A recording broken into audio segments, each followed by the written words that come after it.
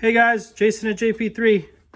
I'm going to be going over our newest iteration of AC lines that we just came out with. This is for OEM style, left-hand drive OEM style radiator AC lines. So this pairs with our condenser mounts that we just came out with that will allow you to mount the RX7 condenser to an OEM style radiator. So if you have a front mount, a stock mount, intercooler, this is the kit for you. So I'm going to go over an overview, give you a couple of tips here and there and things to look out for when you're installing this kit, and go over what you get in the box. So I'm going to go through the line set and each of the individual pack outs that you get in the box, and go through where they go and whatnot. All right, so we're going to go through each one. All right, so first pack out comes with the Nylog Blue. This is a lubricant and sealant all in one. It does not react with refrigerant or the PAG oil. So this is what the experts use to seal all the O-rings. So when you're installing all the fittings, the lines, your expansion valve, you're going to want to use this Nylog Blue. It's you apply it liberally. Don't be shy with it. It's really sticky, thick, and tacky, so you just want to be careful where it gets on, because it's a pain in the butt to remove. All right, so everyone gets a tube of Nylog Blue. You're going to get some heavy-duty zip ties. These have the metal clips inside of them, so these hold really well. You're going to get so through the bolts, you're going to get two long M6 bolts. These go to the compressor. The next two medium-sized M6 bolts will go to the condenser. Then you have one M6, which is going to be for the P-clamp, and then you have an M5, small M5. This is for the ground on the compressor harness. If you're buying a new compressor, it's going to have one on there, but we include it just in case you're getting a used one, or the one you get doesn't have the M5. So that's that, and then you're going to have another small pack out for the left-hand drive guys. You're going to get this bigger one. This is going to go right by the strut tower. There's a M6 stud.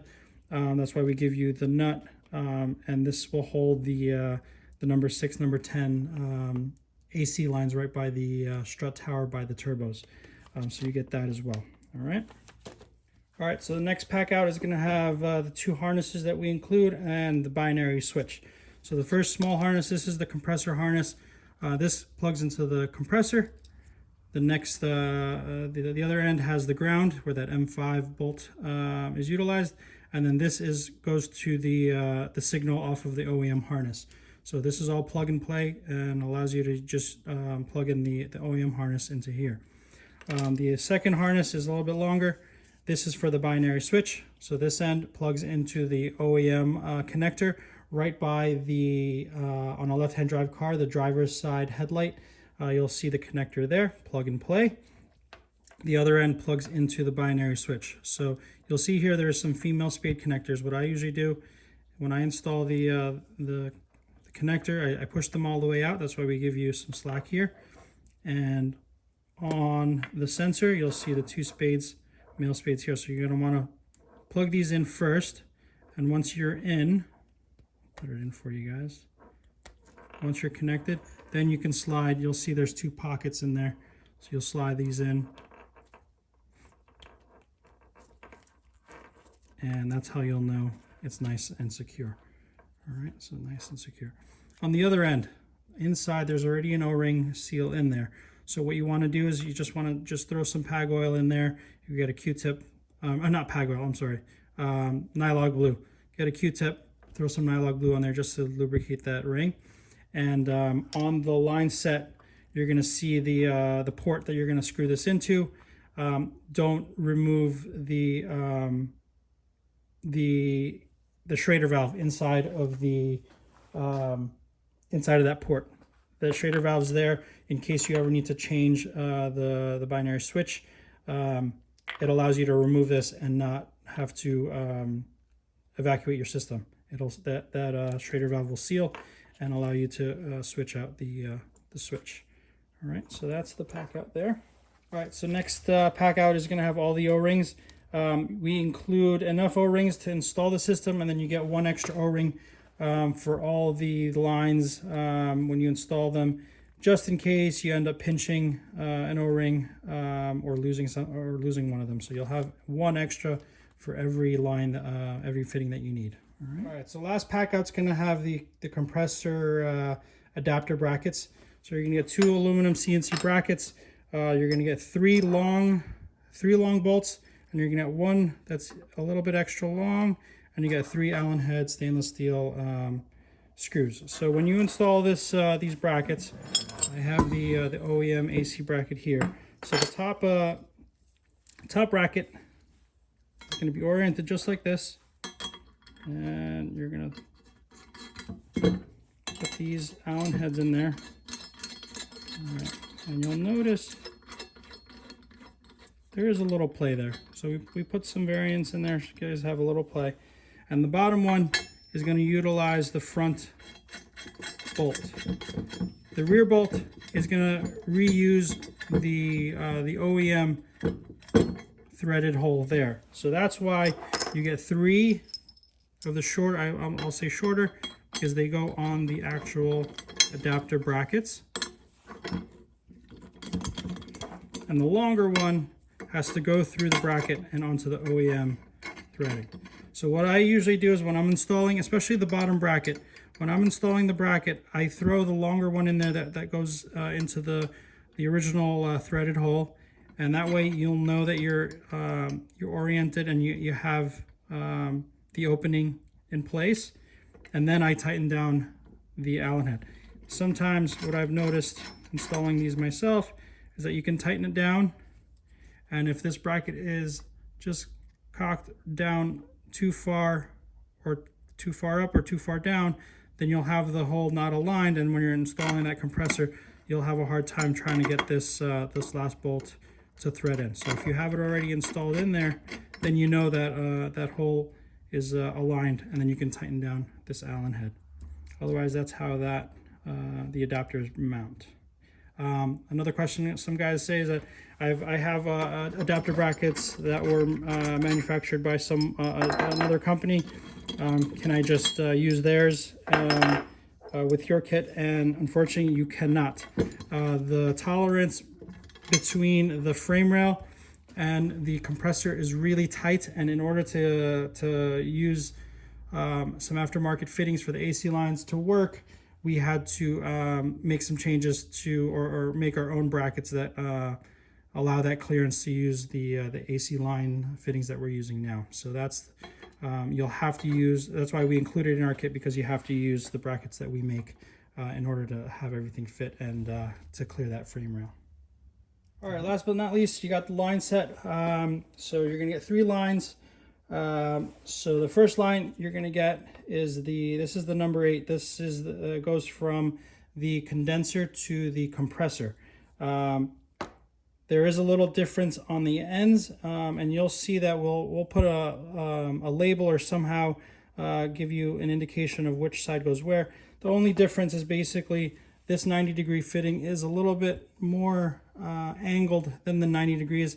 That way the fitting points away from the frame rail. So this one this one that has a little bit acuter angle, the 90 degrees will always go on the compressor.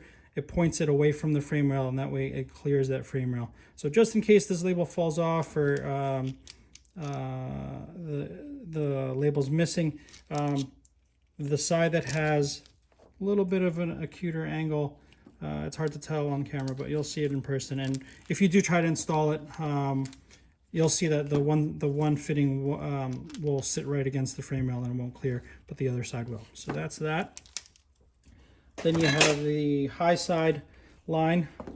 So this side will go to the evaporator. Then you have the port that's going to be located right by the ABS pump. And then you'll have the DEI heat sleeve here to protect it from the heat. And on the other end, you'll have, this is where the binary switch goes. So you'll take this cap off, you'll put the binary switch in there, leave the Schrader valve in there that allows you to change this the binary switch without evacuating the system. And then you have the fitting that goes on the condenser. All right, so that's the high side line. And the last line is going to be the low side, where you're going to have the fitting for the evaporator. Then you're going to have the port. You'll have the heat sleeve. And all the way on the other end, this goes to the compressor. All right. So that's that. And I'm going to show you guys the proper way to install the lines at the evaporator. That way you, or even it'll apply to the expansion valve as well. That way you guys make sure you don't pinch an O-ring and install it the proper way. All right, so just a quick tip when you're installing these lines, you installing the expansion valves, things like that. The important thing to remember is that one, always apply nylon glue. So apply a liberal amount, go all the way through. If you're having trouble reaching it, if the line's already in the car, get a Q-tip and kind of use it to spread around. So spread the nylon glue around. And then the next thing you want to do, a lot of guys will basically want to just thread this in and tighten it down. Don't do that. What you want to do is before you put that fitting in, you slide the fitting back. And what you want to do, let's see if I get a good angle. You're going to want to get that fitting seated. And you'll see all the way around that O-ring disappears and it's seated in there. And then you want to thread that fitting down and tighten it down. This way you know that the fitting is seated properly and that O-ring has been properly placed in there and sealing all the way around, and you don't pinch it at all. All right, so that's one little tip to install any AC lines, expansion valves and things like that when you're changing the man expansion valves and stuff. Always seat it properly, push it in, and then tighten the fitting. All right, so I wanted to go show you guys with everything installed. So this is on a front mount radiator setup. It's going to be similar. It's the same line set for front mount setup or the OEM orientation. So you'll see here, first I'll go over back here. You'll see the lines are installed at the firewall, at the evaporator, and then you'll see the ports here. All right, and I have that P-clamp right on that stud off of the strut tower, and you'll see the lines traveling. The big number 10 line will go underneath. You can install it either underneath or on top of the crossbar, but it's nice and out of the way if you put it underneath the crossbar. And then we use some zip ties wherever you'd like to tie it down, and then you'll see it come right back up and into the compressor. All right, and if you go back here, you'll see the number 6 line, the high side line travels, and then we have that P-clamp that we provide. You can either put it there, or there's another threaded hole right on the frame rail there, and you can route it back around and to the front of the, you'll see the binary switch down there, and I'll show you guys a view in the front, and you'll see the binary switch and then to the condenser. On the other side, you'll see the number 8 line going from the condenser, wrapping around, and then right to the compressor.